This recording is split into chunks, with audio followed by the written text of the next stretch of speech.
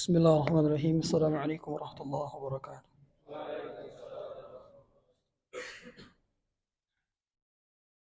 Alhamdulillah, wassalatu wassalamu ala rasulillah wa ba'd. Ma'asyiral muslimin jamaah salat yang dirahmati Allah Subhanahu wa taala. Allah Subhanahu wa taala menurunkan mukjizatnya kepada setiap nabi dan rasul sesuai dengan trending topik yang terjadi pada saat itu. Sebagai contoh, Allah menurunkan mukjizat Nabi Musa, tongkatnya bisa berubah menjadi ular, karena trending topik pada saat itu yang lagi ngetren adalah tentang dunia sihir. Allah Subhanahu wa taala menjadikan Nabi Isa bisa menyembuhkan orang yang sudah meninggal dunia, bahkan menyembuhkan orang yang sakit, karena tren pada saat itu adalah dunia kedokteran. Allah Subhanahu wa taala memberikan mukjizat berupa Al-Qur'an kepada Nabi Muhammad SAW, karena pada saat itu trending topiknya adalah berkenaan dengan sastra Arab. Sehingga dahulu sebelum Nabi Muhammad diutus menjadi nabi, pada saat itu sudah sering banyak terjadi perlombaan berkenaan dengan sastra Arab.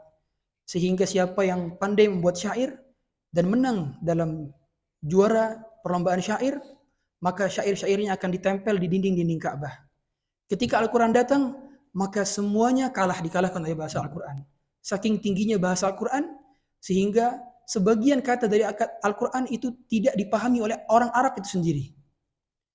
Tidak dipahami. Sebagaimana contoh dalam surat Abasa, wa fakihata wa abba. Ketika Umar bin Khattab membaca wa fakihata wa abba, fakihah saya tahu. Abba ini apa? Abba ini apa? Diulang-ulang. Abba ini apa? Kemudian ditanya kepada seorang Arab Badui. Arab Badui menjawab, abba itu adalah jenis rumputan yang mana ketika hujan belum nampak. Setelah hujan tiba-tiba nampak. Nah, itulah abba, rumputan. Rumputan yang mana dimakan oleh hewan-hewan ternak kalian. Mata'al lakum wa li'an'amikum. Jadi bahasa Al-Quran sangat tinggi sekali, sastranya. Bahkan kalau kita ambil secara acak orang Arab gitu. Kita panggil, kemudian mas, orang Arab nih. Tahu nggak arti as-samad itu apa dalam Al-Quran? Belum tentu tahu dia. Belum tentu tahu. Karena bahasa sehari-hari Arab dengan bahasa Al-Quran itu berbeda jauh. Sehingga orang yang mampu berbicara dengan bahasa Arab belum tentu dia memahami bahasa Al-Quran. Belum tentu. Nah, kalau dianalogikan, mungkin bahasa Al-Quran itu seperti bahasa Jawa kromo inggil. Kalau kita sehari-hari pakai ngoko, apalagi pakai ngapak, ya tak paham. Nggak paham. Sulit. Karena bahasanya tinggi sekali.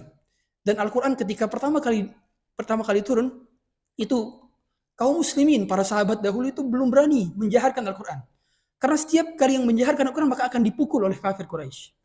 Kemudian pada saat itu mulailah Abdullah bin Mas'ud berani untuk melantangkan bacaan Al-Quran. Awwalu man jahara bil Quran adalah Abdullah bin Mas'ud. Sahabat pertama yang berani membaca Al-Quran dengan jahar. Sebelumnya mereka baca Quran dengan sir, pelan-pelan. Karena kalau baca Quran keras, dipukul.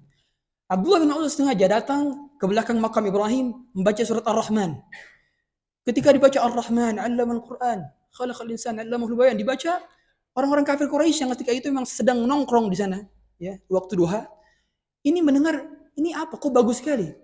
Lama-kelamaan dikasih tahu, ini bahasa yang mana turun dari lisannya Muhammad. Nah, barulah Abdullah bin Mas'ud dipukul sampai bawa pelur berdarah-darah. Ketika datang kepada para sahabat yang lainnya, barulah kata Abdullah bin Mas'ud, sungguhnya saya tidak takut. Saya besok mau kesana lagi, saya mau baca Quran lagi. Nah, sekarang di zaman sekarang kita baca Quran seharusnya tidak perlu malu. Sedang di kereta, sedang di jalan, kalau misalnya kita cuti, tidak perlu malu. Di halte, lagi nunggu Grab misalkan, baca Quran. Kita normalisasi kebaikan. Di mana pada saat ini orang menormalisasi keburukan. Orang sudah tidak malu sekarang pakai pakaian pendek. Orang sudah tidak malu berpacaran di tengah jalan. Bahkan auzubillah kita dapati berita kemarin, ada orang berhubungan suami istri di pinggir jalan, tengah malam. Nauzubillah. Orang sudah tidak malu lagi. Maka kalau kita yang paham, maka hendaknya kita menormalisasikan kebaikan. Sehingga orang tidak malu lagi dalam berbuat kebaikan. Salah satunya adalah membaca Quran di tengah-tengah publik. Sehingga orang nanti akan mengikutinya. Dan kita bisa menjadi teladan juga bagi mereka. Semoga yang sedikit ini ada manfaatnya. Dan kita diberikan keberkahan daripada Al-Quran. Subhanakallahumma bihamdik. Asyhadu an la ilaha illa anta astaghfiruka wa atubu ilaik. Nanti setelah Ba'di Isya akan ada kajian tafsir surat Abasa dan surat At-Takwir. Assalamualaikum warahmatullahi wabarakatuh.